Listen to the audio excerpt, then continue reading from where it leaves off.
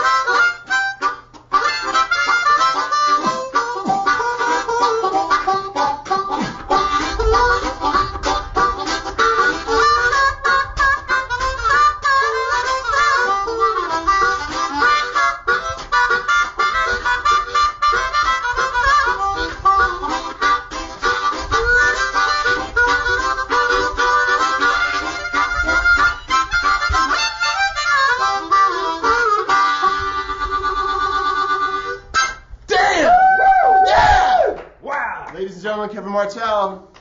Doug Sweetland. You know what I'm talking about. I know what you're talking about. The rhythms like and music. the ups and downs. It's like yeah, I know how it works. Yeah, cool.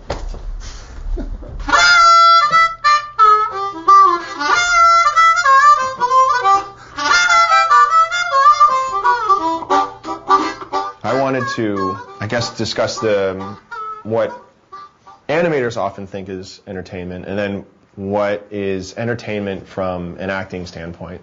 Animation, as we all know, is very hard.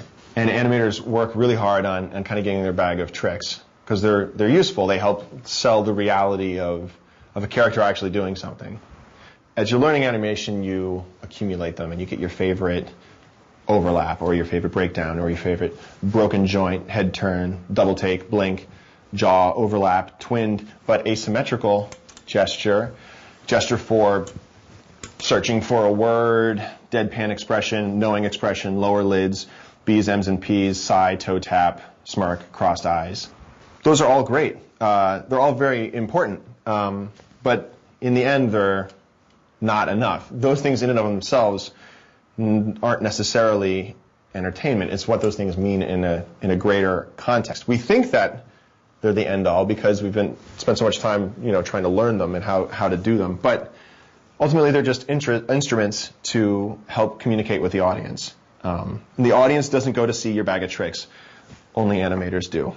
Ultimately, as an animator, you have to stop looking for new gestures and new tricks and find new ways of using old tricks. If you can do that in a way that adds meaning to the story, then you're using your technique not to impress, but to entertain. And that's what the audience came to see.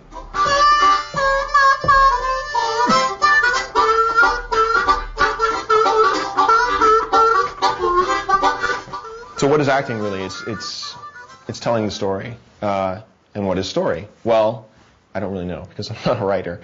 The best I could say is it's a series of events. Well, what's an event? That is something that the actor should know. And of course, if you're doing character animation, you're an actor. So an event is a gap in expectation. It's a character's desire at odds with reality. It raises questions about outcome that compels the viewer. Creates a gap that lures in the audience. So jokes do this. A setup will imply one outcome, and then a punchline will deliver another outcome. Monday morning, Johnny's teacher says to the class, "How was your weekend, everybody?" And Johnny says, Oh, it was terrible. A car hit my cat in the ass. And the teacher's like, oh, Johnny, wrecked him. Johnny says, wrecked him, darn near killed him. Thank you. Thank you. So obviously the setup is that the teacher sets up rectum to mean one thing, and the kid takes it to mean another. It's a switch on the outcome. This is the anatomy of an event. There's a setup, an expectation, and then the outcome. The outcome begets another expectation, and it's a series. A story overall is generally the raising of a big question. Will she find true love? And you know the story ends when you get the answer to the question. Well, this is broken down into scenes, or sequences, scenes, beats, that all follow the same kind of paradigm. Setup, down to line-by-line exchanges of dialogue. Setup, outcome. Setup, outcome. It's important to know the anatomy of an event, because that's how you end up knowing what you can play. All you can do is play one action that expresses either a setup or an outcome. How do you act out a story? If this gap in expectation that is story is the separation of the character's desire from reality, you know, their inner self and the outer world, then you have to focus on the character's desire and what they do to get what they want. So your two main questions really are, what does the character want and in that moment, and what will the character do to get it? This is an action taken over a beat or the whole scene. It's not driven by emotion or personality. Those are kind of superficial attributes or byproducts, things that the audience is meant to infer from seeing a character perform its actions.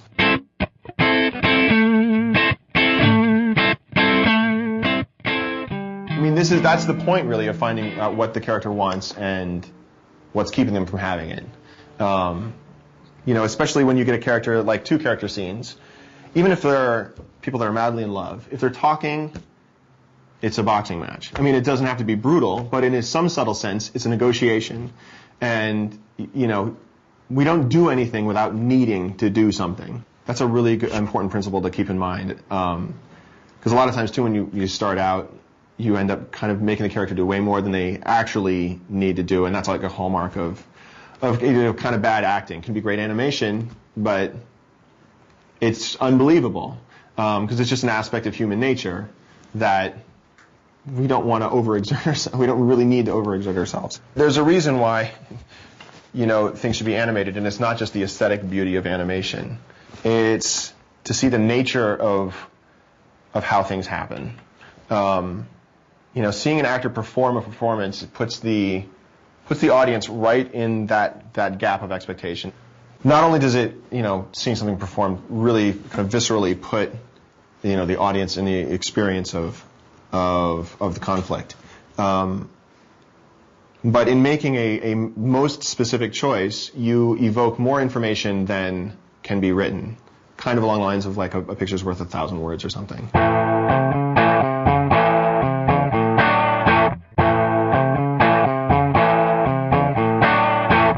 This is a sort of scene that like an actor might get. We'll just say that I'm the character, and I'll just describe the scene. I pick up a cup of coffee sitting on a table. It's cold. I stick it in the microwave. It won't turn on. I start frantically hitting buttons. The machine starts whirring louder and louder. I try to turn it off, but it can't. I duck. It explodes. The smoke clears to reveal my coffee sitting unscathed in the middle of the ashes. It's hot. I taste it. It's pretty good. Exit. So there you have a story. And actually, beat for beat, it's an alternation of a setup and an outcome, you know, a variation. You know, if the first line is, I pick up a cup of coffee sitting on a table, well, I think you can understand what I want. I want, obviously, a cup of coffee. Obviously, I have a certain amount of expectations about what I want from the coffee, but it's cold. And this sets up a new expectation. What am I going to do about it? Well, I stick it in the microwave. Well, how is that expectation thwarted? It doesn't turn on. So what do I do about it? I start frantically hitting buttons. In the course of this story, you can infer a whole progression of emotions just from this list of actions and outcomes. You can't make an audience feel anything. You can't indicate what the audience is supposed to feel. You can just express the desires of the character, and then the emotion is a byproduct of watching that story played out. When I discover the coffee is cold, I'd be frustrated. Obviously, I need to do something about that. Well, the same with when the microwave turns on. I'd be frustrated then too. But are you going to use the same ultimate frustration pose for both of those? Or are you just going to use progression of that, so that it builds in some kind of quantitative way? No, you want to make something that's specific to the situation at that moment. And when you do that, then the gestures will be unique to each other, and then they'll tell the story. One I see a lot is the gesture of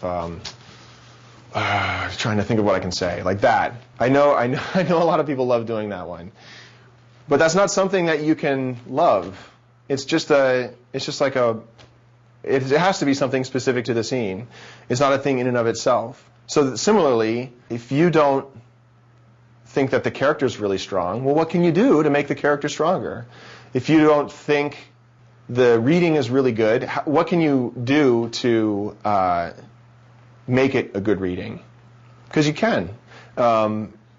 It's not an assembly line. It's not like you're just painting by numbers. It's not just like happy moment, sad moment, sad moment. Every scene, even if not really written differently, can be performed differently. And so that makes everything you're doing, hopefully, unique. To me, what entertainment is heightening that juxtaposition between, what the character wants and the reality of the situation, the juxtaposition of, what's being said and what's really being felt, like those sorts of things. A good performance, I think, will enhance and heighten the difference between the two, and will balance them both out. A lot of times, like what animators focus on is really aesthetic, and you can end up creating something really beautiful. But still, there's a lot left unsaid if you're not analyzing what's going on in the scene and really coming up with creative decisions as to what the character is doing. There's no such thing as a bad shot. There's no such thing as a bad read. There's no such thing as really even a bad story. When you have this much leeway to come up with what the character does, then you have no excuses. You can't wait for the perfect shot. The best shot you're ever going to do is the one you're doing right now.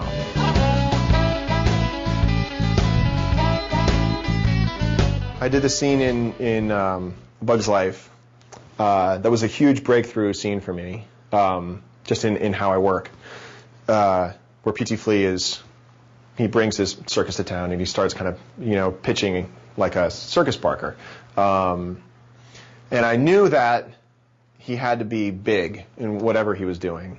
Because it was like, yell, yell, yell, yell, yell, let's cut the crap. So I know what the setup is, and I know what the punchline is.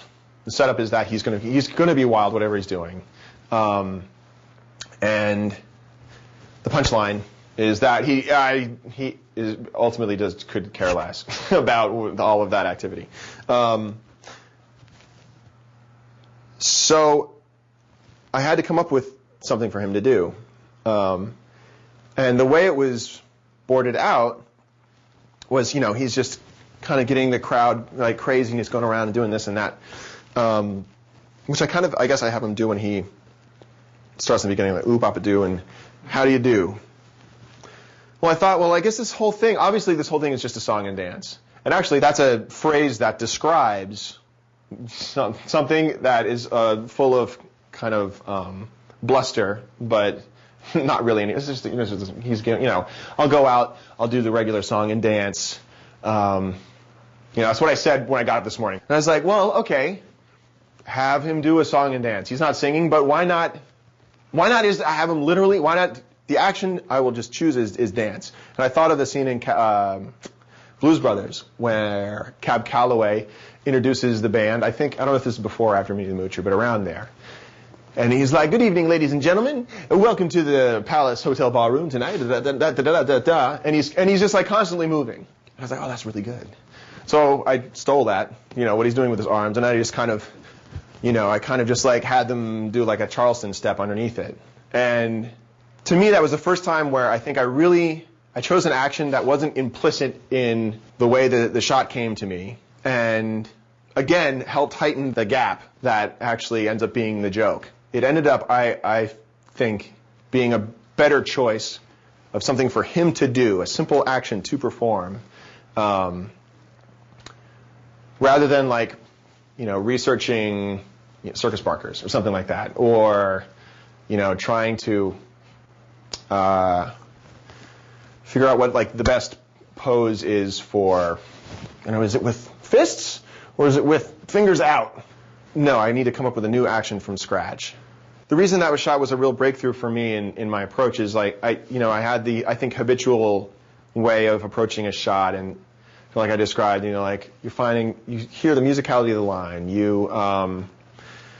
you're trying to find the right gesture to match that sound, the intonation. That I didn't have to slavishly obey the line has like 3 accents. I got to come up with 3. My animation has to correspond directly to what I'm hearing. Instead, whatever he's probably saying an entire sentence while he's just performing one action. So already I'm freed from accents in kind of like a traditional sense. But then, even better, I think I came up with something that is a metaphor for what he's actually doing. And that's what you want a gesture to be. I see acting as a poetic device that best describes a story. Otherwise people would just read the script, or they would just listen to the movie on the radio. There's a point in seeing something acted out. A description of common bad performance traits as they relate to the gap. Say desire becomes reality. The character does get what they want. Well, first of all, the story probably is ending. Or, something horrible, like that's a setup, something really bad is going to happen. If neither of those things are happening, then you're just being on the nose. You're just playing the text, or you're playing an emotion that it lacks like the harmony of text and subtext. If you overexpress desire, then you're hamming. If you underexpress, then you're wooden. If you're seeing the same action over and over again, the same tactic, then it's cliche. And there are we see that a lot in animation. And if you play the scene for the audience and not for the character, then that's shtick. Okay, so what sort of things can a performance evoke? Well, a performance can give value, not just to the character itself, but to elements in the story, things around it. You see endowment all the time. It's just it's an innate component of storytelling. The best example I've ever seen was in this play called The Overcoat, which was done here at ACT a year ago. And it's a story told in pantomime. It's kind of like a story ballet, kind of. It's about a worker, kind of like industrial age drone, who is completely ignored by society. He sees everyone else kind of rise around him, and he's still stuck in like his same terrible apartment and same crappy job. Everyone else, it's a symbol of status in this world that they have overcoats. Everyone has like a really nice overcoat. So he takes his life savings and he fashions himself the most awesome overcoat ever conceived, so that he can be somebody. And the reveal of the overcoat is actually revealed to the entire cast before the audience sees it. It's an offstage reveal.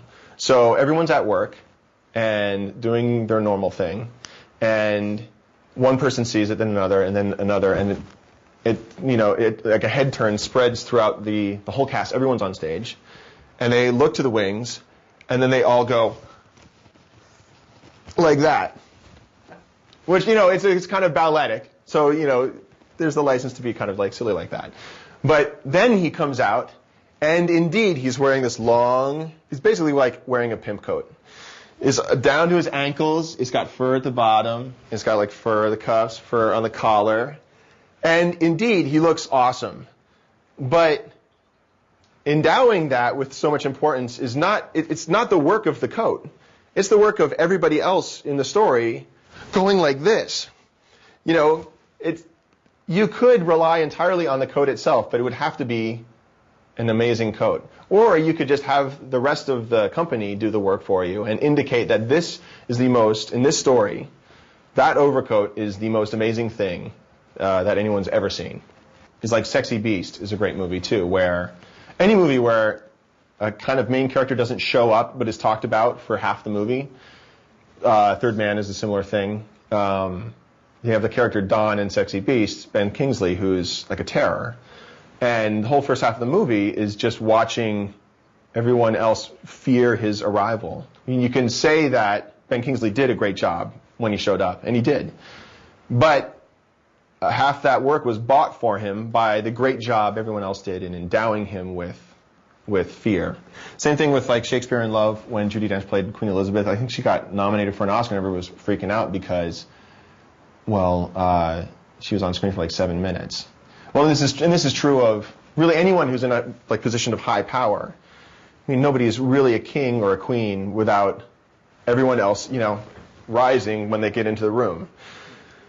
So making choices like that they're not necessarily there for the glory of your own performance.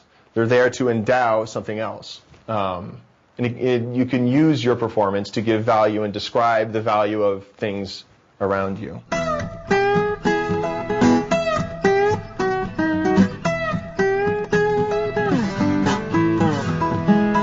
It's another kind of common, I think, beginner thing that when you get your scene, you want to animate so bad, and you're like, this character is the most important thing in the scene right now because I'm animating it, you know, because I get to animate it. But that's not maybe always the wisest way to look at it. You know, you got to ask, well, what is this character serving? Why is this character doing this thing in the story? And how can I make choices that will accentuate that aspect of the story? Ultimately, you're not hogging spotlight in doing this. You're sharing it, and it also is a freeing thing, I think, because now the pressure's not on you to be brilliant and pull something out of nowhere.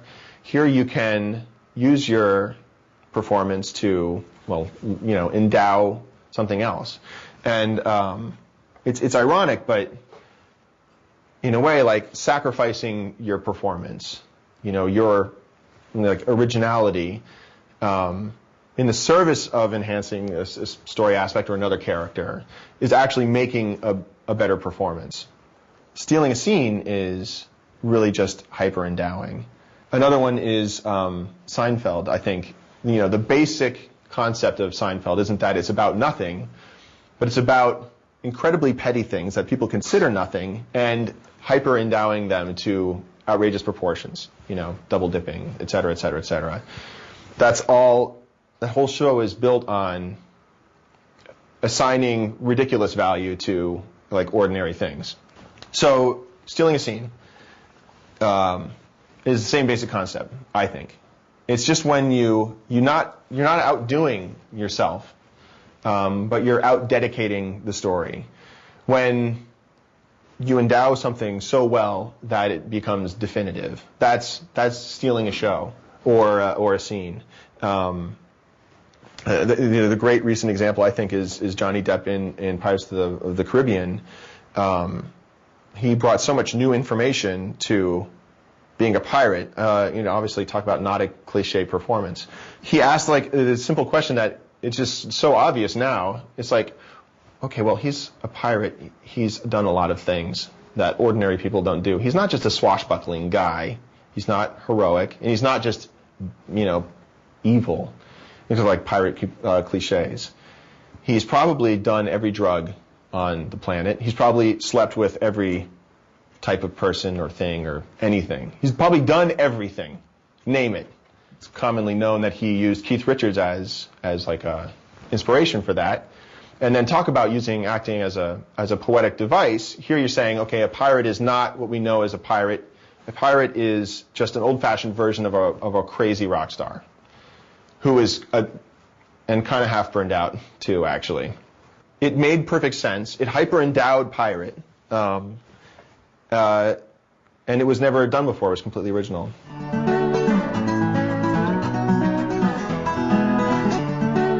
Status is another thing that a performance can enhance or evoke aspects of. And status is really important because it's so universal. Everybody wants high status. They want respect. Nobody wants low status. And it's also a good thing because it alludes to the stakes of the scene. High status people have a lot to lose. That's why they're always like targets of comedy, because people just want to tear them down. And low status people obviously have a lot to gain. So here are like the terms of the negotiation. If you can identify the status of everyone in the room of a certain scene, then you're going somewhere, you know. But one way of looking at or identifying, status is who's working less. Like models. The whole point of models is to be like godlike people. And that's why they always have like, it's like they're almost flatlining because they have to do so little, you know. Same with like,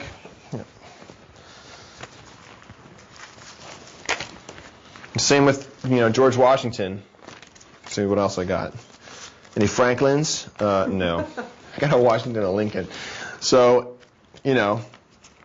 these guys they have earned their spot on money primarily by keeping a straight face. If they do nothing, then they look important. We know that they are of a position of high stature. If you look at Mount Rushmore, you know that Teddy Roosevelt had a big-ass grin, right? Like, how many pictures have you seen of him like this? Well, that's not the face they're going to carve into the side of a mountain. They're going to find the one picture of Teddy Roosevelt where he's not doing anything, so that he's befitting of the image of someone, exalted. Similarly, Washington crossing the Delaware. Who's the leader in that shot? Is it the guy standing on the bow, looking out across the river, essentially doing nothing, or is it like the shoeless soldier who's, having to row? If anything, that's like a cartoon of high status. And it makes me think of those paintings in the Haunted Mansion. Like you could start at George Washington's face and then like pan out and just show this like incredibly miserable situation he's in, which is a visual joke. And actually, just going back to like what a joke is, all of those paintings are a setup and a punchline. The girl with the parasol. It's kind of like a high status person. And you pan out, and she's in a low-status situation. She's in danger. Like in high school, you know who the coolest kids are. They're the ones that do the least. They just stand around. And what is being cool? If you were going to be cool, what would you do? You'd stop doing whatever you're doing. You just do nothing. Because you're too cool for doing anything. How are you going to be above everything if you engage in it? You have to distance yourself. There's a good character study right there. What does a character want? He wants to be cool. What does he do? Stops moving. Stops expressing. Won't be laughing at your jokes. He's trying to establish himself or herself as a leader. Other examples of status, Chaplin's tramp. Partly, I think that reason that is such a great character is that he's low status playing high status. So again, you have this juxtaposition between what he is and what he wants to be. There's the world, the reality, which is that he's dirt poor and homeless. But then there's his own desire, which actually is constantly transcending that situation. He's romantic. He's a dandy. Similarly, there's like this, like Amadeus. Salieri hates Mozart because he is low status at everything but the one thing that matters. And again, going back to who is working less, to Mozart, music, the one thing that matters to Salieri really is effortless. And whereas everything else comes easily, his place in society and respect of his peers for his place in society, I guess, he'll never ever, no matter how hard he tries, be as good at music as Mozart.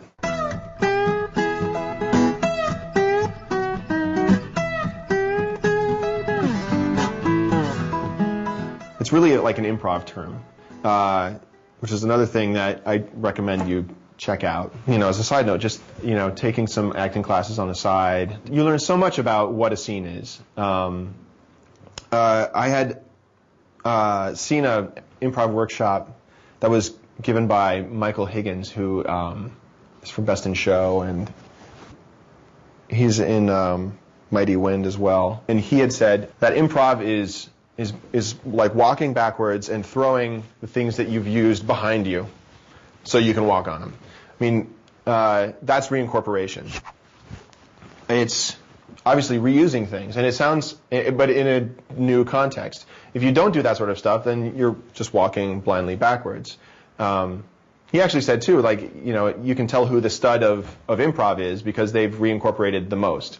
And it shows that you're paying attention. It shows that you're listening. And again, you're not in your own private world of performance. You are in the world of the scene. And you're going to use everything in the scene as some sort of a tool to get what you want and to move the story forward. All of these things, actually, you'll notice too, break the habit of isolated performance, because every performance is in relation to something else. Similar to how endowing something else takes it takes the pressure off of you to be just brilliant all by yourself. So does reincorporation. It's not waiting for the story to stop so that you can have your moment. It's using the story to make your moment, kind of push the story forward. David Letterman is I haven't seen Letterman a lot lately, but when I watched him a lot, I would always marvel at how he could remember things that were said 5 minutes ago that everyone else had forgotten, reincorporate them into the interview, and he would always get a huge laugh. I mean, a lot of it is that recognition of, oh my God, you just look so brilliant. But, I mean, which is easier, using something that was already there or having to come up with a brand new idea all by yourself? And again, it's just smart. It's not about yourself. It's not about what you want to say. It's about listening, and using what you're listening. Something you can see in real life is in comebacks. The rule of comebacks is to reincorporate. You can't make a comeback by not reincorporating. There's a famous situation, I guess, where a woman says in the presence of Winston Churchill, but not directed at him, she says, "If he were my husband, I'd poison his tea." And he overhears this and replies, if you were my wife, I'd drink it. Which is a scathing, obliterating comeback. Why? Because he accepts her set of, he's like, I will accept the game on your terms. And he uses those terms against her. He uses her own words, basically, against her. Another one is, Noel Coward says to Edna Ferber, why Edna, you look almost like a man. And she replies, why Noel, so do you. Of course, he is a man. It's the same thing. These are huge status tilts. Because, like we had said earlier, that in the negotiation, in the boxing match of a scene, someone's coming at you with an offensive, and you take that weapon, you just redirect it. It's like, it's like bending Elmer Fudd's gun back into his face, basically. You shoot yourself. In coming after me, you only hurt yourself, and isn't that sad? Every exchange, in a way, can have that sort of snap. The question is not necessarily like, how can I use what was just said? But what am I referencing in doing this? And it evokes history. If a character arcs over a story, that arc is defined by the relationship of every scene. So when something happens at the end of that arc, obviously, it's a reference to what happens in the beginning. This is a history that you have to take into consideration. When a character, it starts at the beginning of a story, well, they've lived a whole life up to then. This is where you can come up with a history that brings a character into a scene and informs a choice, based on their own history. You can reference a line of dialogue someone else said earlier, or something that character had said that is changing. A lot of this is just recognizing what's laid out in the story so you can best portray it. But then it also gets into history before the story begins.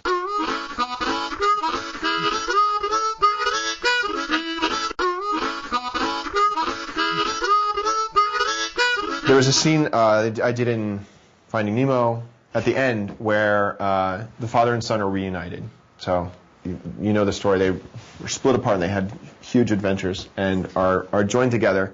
Nemo's kind of wounded, but he'll be okay. He's kind of conked out on the ocean floor. This is the moment where father wants to reconcile. He wants to make up for how crappy he was, kind of. How an overstressed out kind of dad he was at the beginning of the story.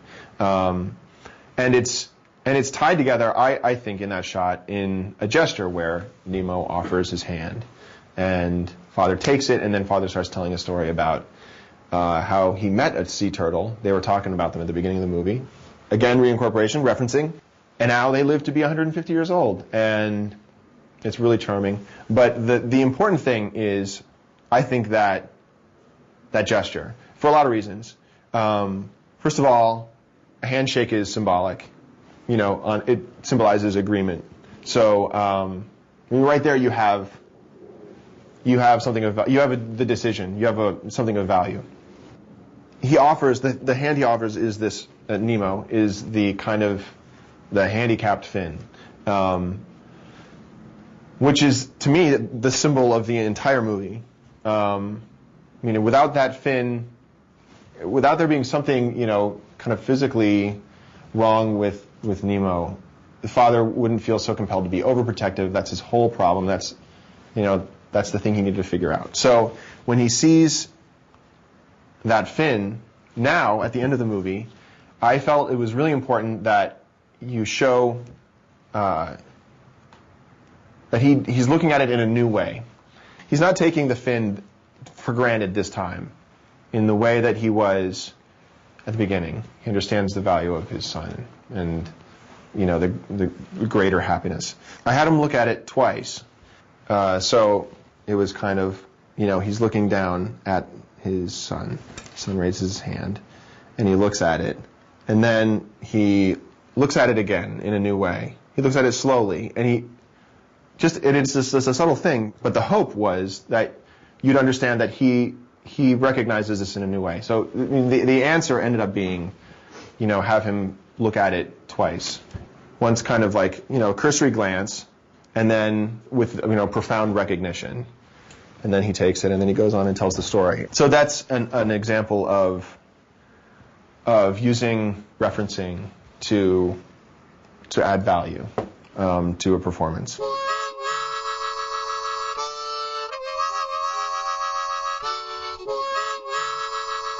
So also in Nemo, another scene I had done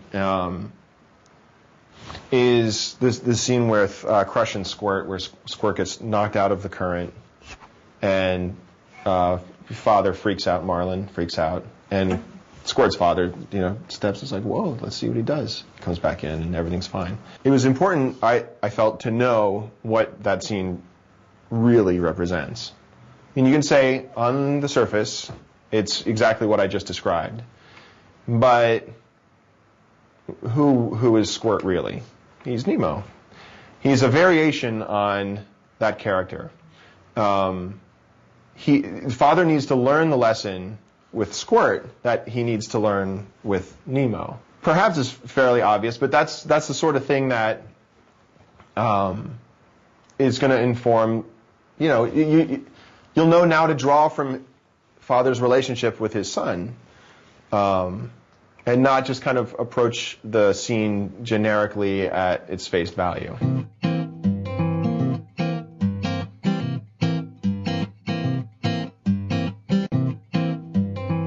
To me, indicating is when the character somehow like starts portraying what they're saying, or what they're feeling.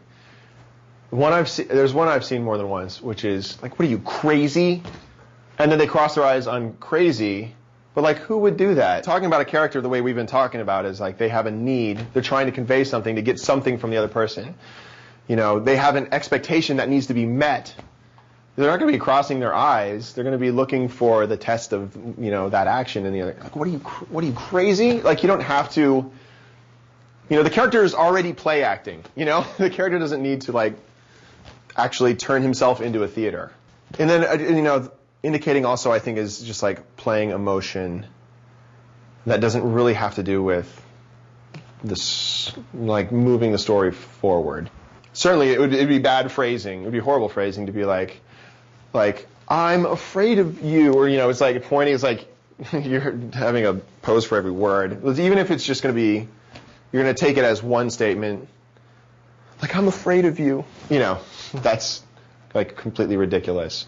What you'd have to do is start going down and asking what the character is really saying, and come up with a better action.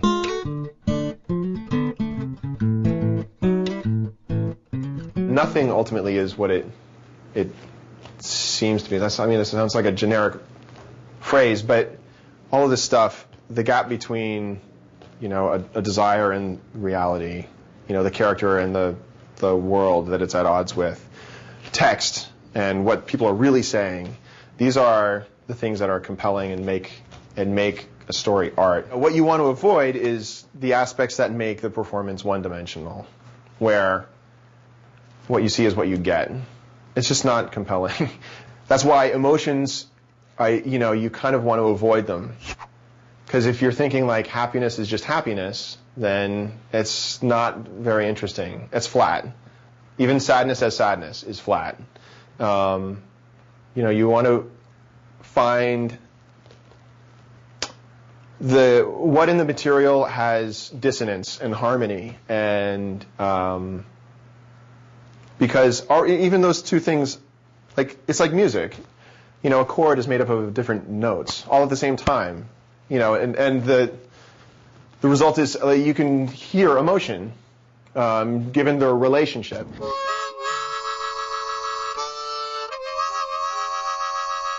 What is poetry anyway? It's saying a lot with a little. It's economy of word, and it's complexity of meaning, oftentimes double meaning. There's rhyming. Well, actually, which at least shows an aesthetic relationship. You know, these words rhyme. They're multidimensional. They evoke a lot. And that's what, you know, story can do. That's what song can do. And when you reduce the dimensionality, you end up with something really flat, kind of like bad poetry. And we all know bad poetry from middle school. One thing I was always amazed at with Iron Giant is how, and I've seen it a lot, many times, and the ending is always, it always works. When he goes up to take the rocket on the chin and talk about a specific action, taking it on the chin, there's a poetic embellishment. He actually raises his chin to it. He takes it on the chin. That's really, really specific and beautiful. It's beautiful ultimately too because he's a simpleton. So he's doing this most noble of things, and and ultimately he does it as a low status character. How do we know? He has like a 6-word vocabulary. And that is in turn one of the things that gives that, when he says Superman, I know, I'm getting all verklempt. But that combination of things is what like makes that such an explosively like powerful moment. Similar too is like a really, really sad scene, like in The Elephant Man. This one, this kills me. Is the scene where he's been kind of brought into society, and I don't remember exactly how he gets into the bar, but he's in the bar, and they basically start parading him around, and they hold a mirror up to his face. Again, it's like after you've now known him, he's like high status on the inside. He's highly intelligent. He's well mannered. He's compassionate. You know, to be treated that way and completely, what's the word? Humiliated, I guess. Those are things these are like multi-dimensional aspects of that because those two different poles are so heightened, it completely compels the audience.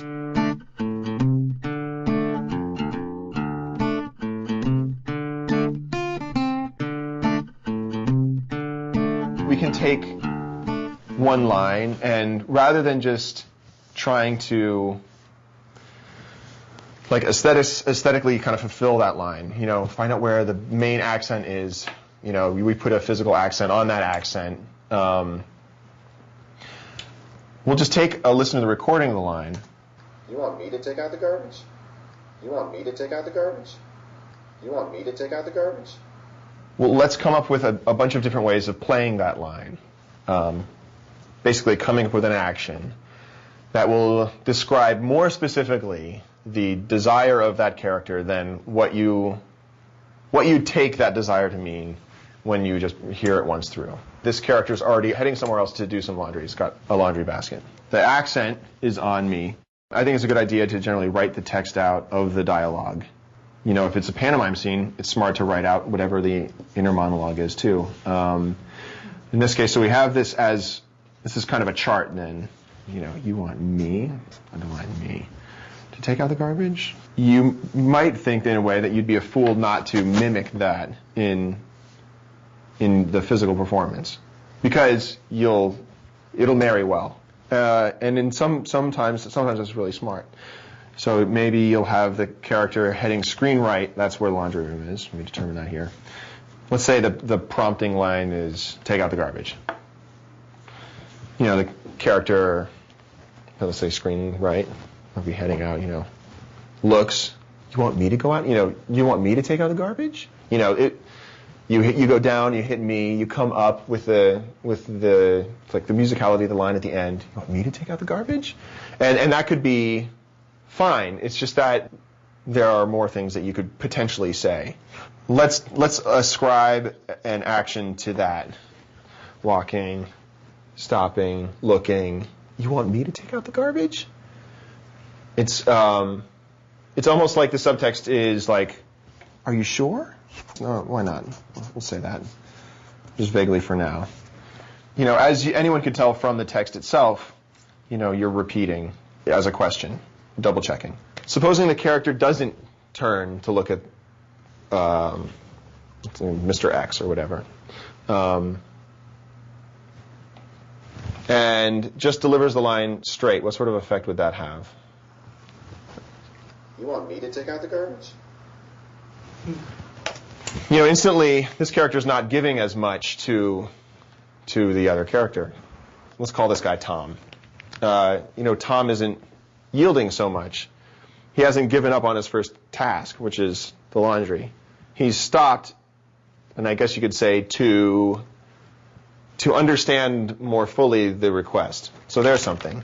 Maybe he's just trying to understand more deeply. Subtext of this might be, let me get this straight.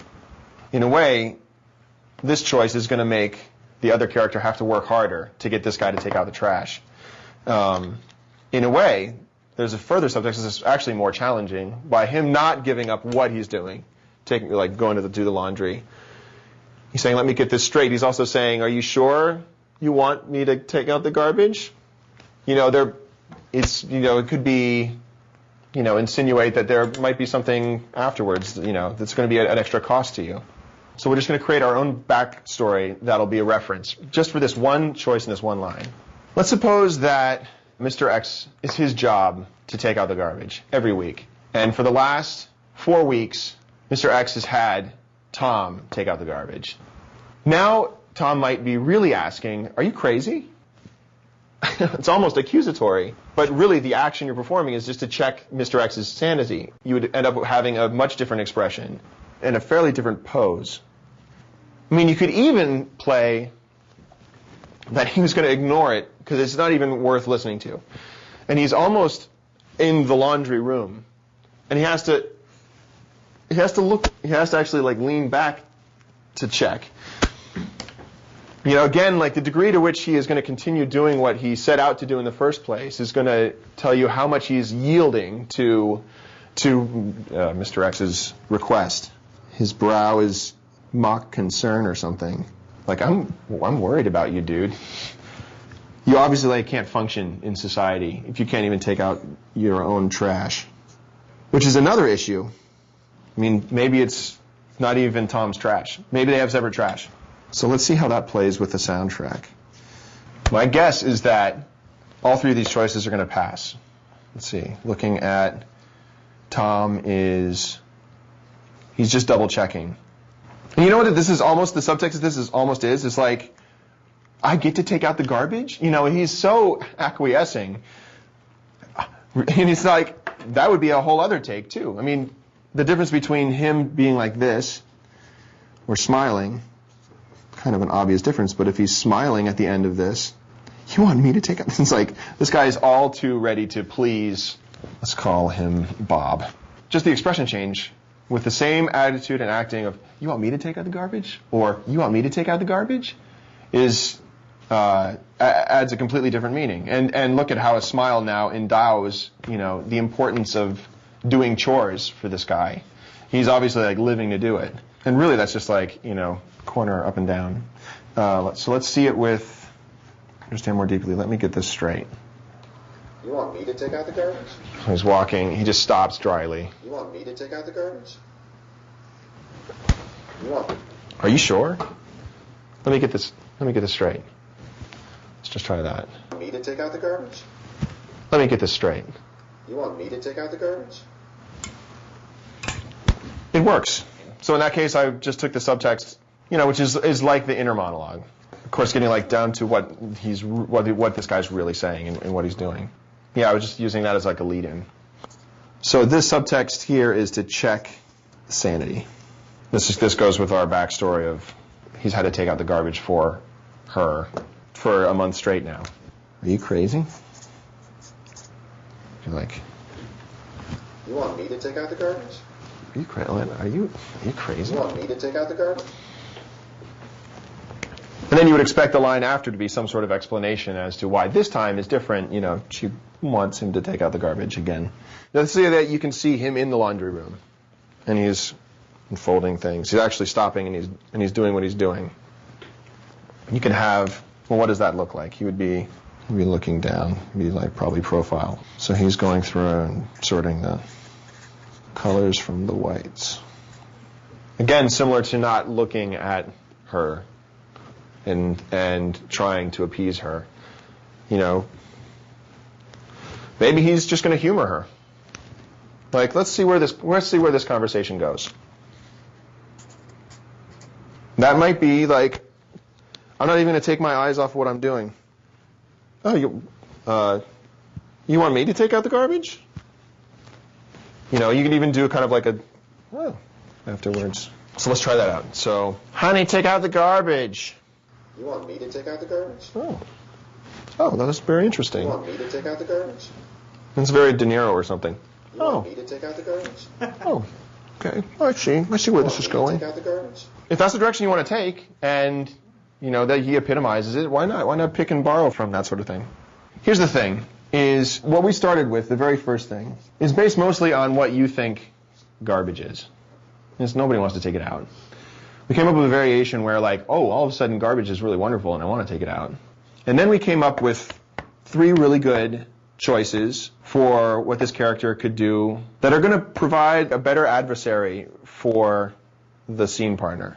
There's a saying, like a Robert McKee saying or something, that like a hero is only as good as the villain. You know the obstacle has to be actually even a little bit better than the hero. So if every scene is a negotiation or a little boxing match, sparring match, you want to provide the best ammunition you can against the other person. You don't want to give up so easily.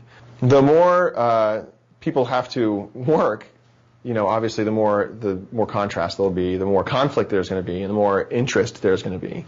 Now the question is, out of these, which choice would be the best one to go with?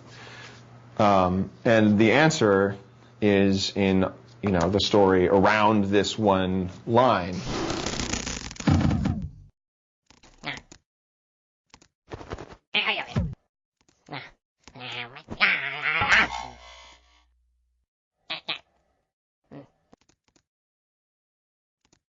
Let's take a look at that scene that I kind of threw out there in the beginning of the coffee scene. Okay, guy can come in, picks up the coffee, drinks it. It's cold, puts it in. Doesn't turn on, blah, blah, blah. It's all very well, but there might be things that you would like to describe about the character and his history or his expectations. So what would that be? There are open-ended questions that we don't know. First of all, is the coffee his? And how could you indicate whether it is or not? Let's see. With the entrance, let's say it is his, then you can simply do it by, he looks for his coffee.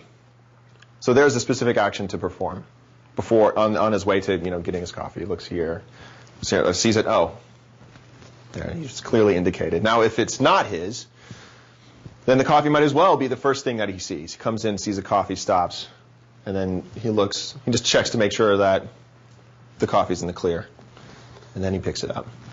So that could be just how you break down this one action into its kind of incremental parts. You see the coffee before you pick it up. Well, how do you see the coffee? Okay, we answered that question. Maybe one of those two things. So how does he pick up the coffee? How can we better describe that? Well, we know what the punchline is to this one little bit. It's going to be cold. So maybe what we could do is we can endow his expectation with that the coffee is going to be really hot. And you do the thing where, because we've all picked up the coffee, and it's burned, and you got to run back. So maybe it's like and maybe that's when he finds out it's cold. Maybe not when it touches his lips, but maybe when he realizes actually he's not being scalded like he is with a normal cup of coffee. So again, now we have a more specific action that more specifically describes what this character is doing. He's testing the temperature. Oh, okay. Oh. He's going to bring it up to his lips, and he stops. Well, that tells you, And then maybe this is like a double check. And then, yeah. How do we know it's cold? He doesn't go like, ooh, he doesn't indicate. It's simply the story. The fact that he goes to the microwave tells you that the problem with it was cold. So now we know what the punchline is here. You could have him, okay, let's say the microwave. Puts the coffee in the microwave, closes the door, and hits go. Well, maybe he was just going to stand and wait for the coffee to be done, but obviously his expectation, and this is what you want to portray, his expectation is that the microwave is going to work, just like every other microwave. Let's give him something to do on that assumption. Goes in, bing, only doesn't bing. He hits go, and he starts to leave or something. Could be anything. He's going to look at he wants to know what time. It didn't turn on. Anything.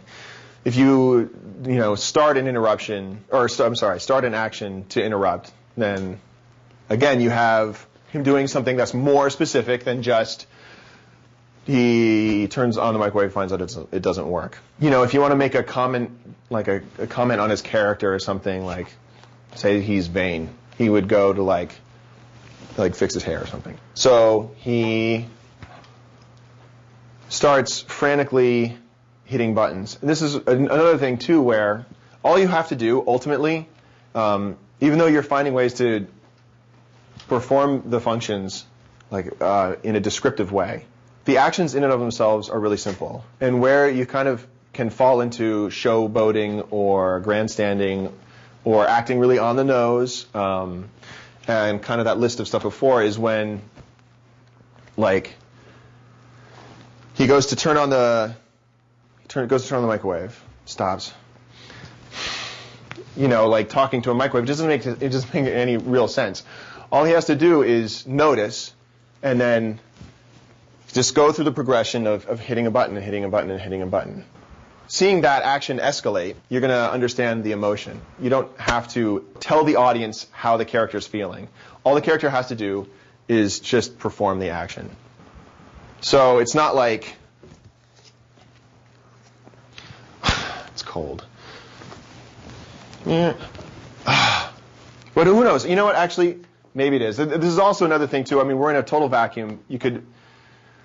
Who knows? Maybe that this is the scene right before a mental breakdown, and every reaction after every punchline has to be played like to the hilt.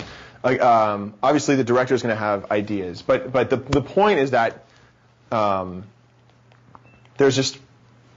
there's kind of an infinite amount of things you can do. That's really the point. It's not like there's one best one. This is where also you kind of do the poetic device, where like you practice on the piano, you get frustrated, you just like bang all the keys. It could be like that, where you start and it's like nothing. It could be like that, or it could be like it's actually like with those flat surfaces. You know how it's really hard to tell when you've touched the button or not? Like, so you could play with that where it's like the go on button, it's like maybe it's a pressure sensitive, and it's like, and then you start, okay, now my point is to press it hard enough that it'll start. If I press it hard enough, it'll go. You know, maybe it could be like that. Let's see, I don't know if it's a dial. I mean, like the dial coming off in the hand is like, I don't know. That doesn't have that would actually be a bad choice because it has nothing to do with why the thing would start kind of going haywire. But you get the idea. So it does start going haywire. Well, now let's see. Does it say? Yeah, the character tries to turn it off, but can't. Okay. Well, now the way it tries to turn off is probably going to be determined by how he got the thing started in the first place, right? So. You know, if he was like really abusive, you know, maybe he's like gentle with it. Maybe he's just like really ginger now as an answer to just, you know, then it becomes like it's a weird. I don't know how to negotiate with this machine. I'll just calm it down. Calm it down. Yeah, it could be something like that. Obviously, if like a dial did come off, you know, be friendly. They're trying to just restore it. You want it to go back to before. This thing is you know starting to scare you. But again, obviously, that action is going to reference the one you know immediately prior. It just wouldn't be as strong, I don't think, if the character just kept on getting mad at it. You have to accept the given circumstances. Because the interconnectedness and strengthening the relationship, you know, these offers are all you have to stand on.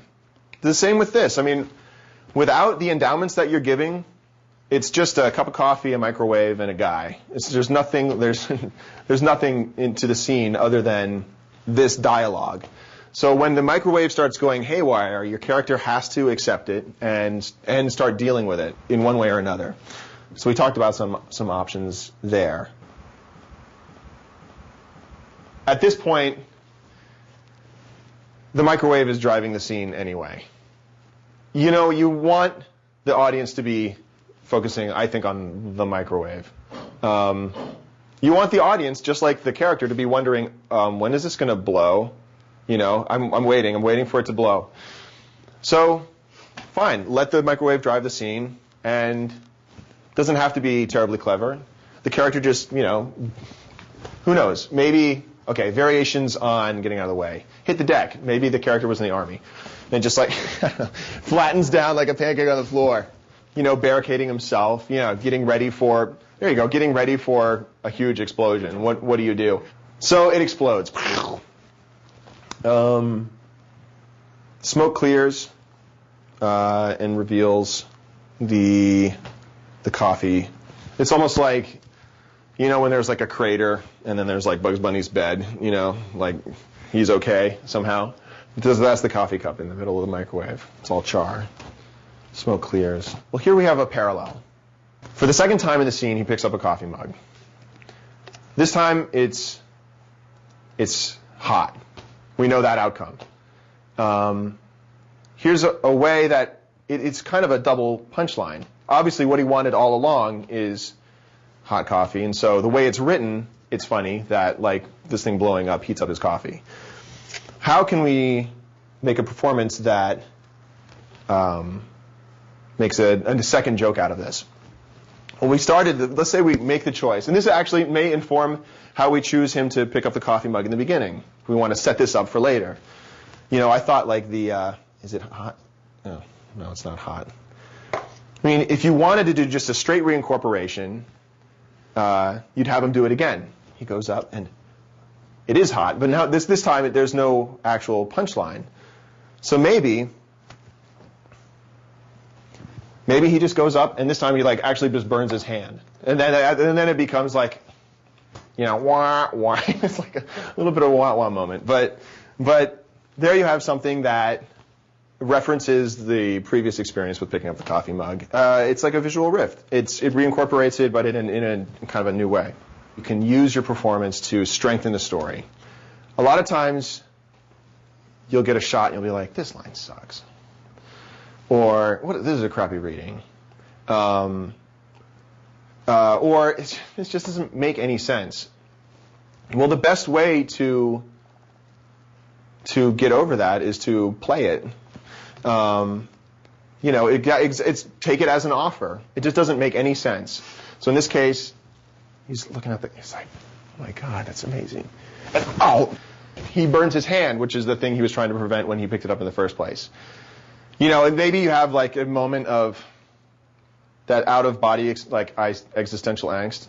He gets a mitt or a paper towel and holds it, blows it, you know, tastes it. It's good. And then, you know, at this point is, again, knowing what the setup is, what the punchline is, and when to get off stage. I would just say, like, this is the denouement. Get out. The audience doesn't need to see anymore. They've hopefully, if you've done everything right up to that point, then they were entertained.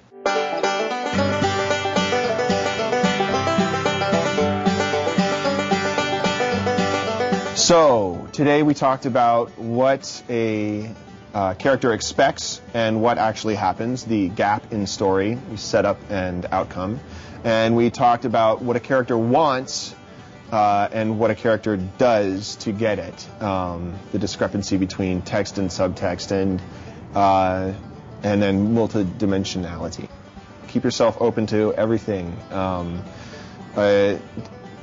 Don't explore just animation, but movies, and don't explore just movies, but theater. I explore other disciplines that are related to animation or even not. Basically, you know, just live life and put that into your work.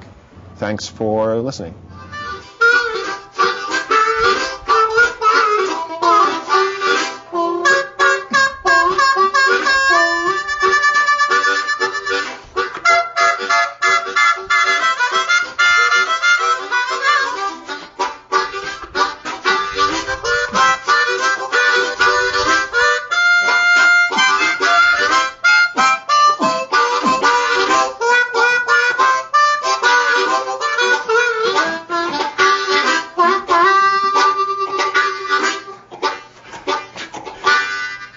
Woo!